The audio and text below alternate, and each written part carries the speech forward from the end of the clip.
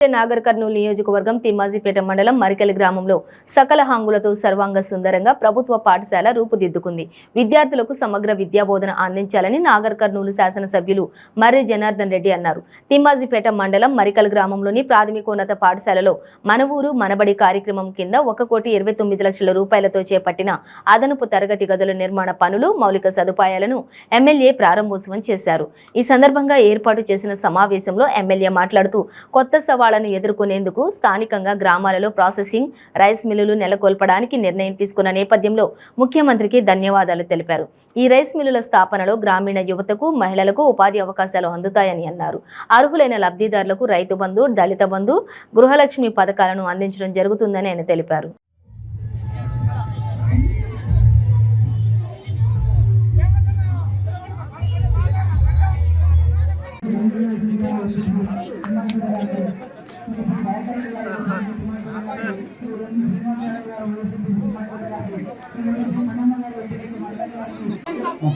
రాజశేఖర గారు పాఠశాలకి purified water filter 40,000 రూపాయలు విలువ చేసేటటువంటి కోరుతున్నాం. అట్లే వేముల శృతి 940 మార్కులు.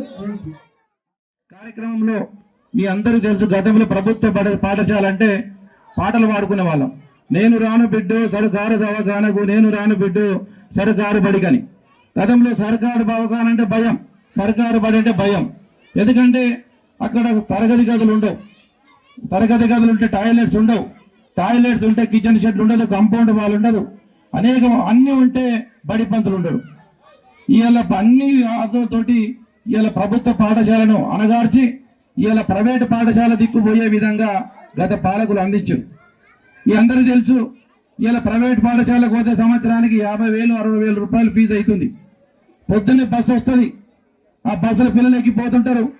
మరి కొద్దిగా మధ్య తరగతి కొద్దిగా ఉన్న వాళ్ళు పోతారు, మరి లేని వాళ్ళు, ఫీజు కట్టలేని వాళ్ళు మళ్ళీ ప్రభుత్వ పాఠశాలకి రావాలి.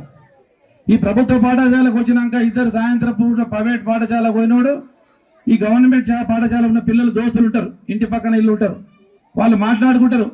మీ స్కూల్లో టాయిలెట్ లేదు, మీ స్కూల్లో తరగతి గదులు లేవు, మీ స్కూల్లో టీచరే లేడు అని చెప్పి మాట్లాడుకుంటారు. మా స్కూల్ పెద్దగా ఉంది, మా స్కూల్ చాలా కంపౌండ్ ఉంది, ఆడుకోవడానికి ఉన్నాయి అని చెప్పి వాళ్ళిద్దరు మాట్లాడుకుంటే ఈ పిల్లాడు ఎంత బాధపడుతుందో తెలుసు. ఎందుకంటే ఆ తల్లిదండ్రులు ప్రైవేట్ స్కూల్కి పంపించలేరు, ఫీజు కట్టలేరు.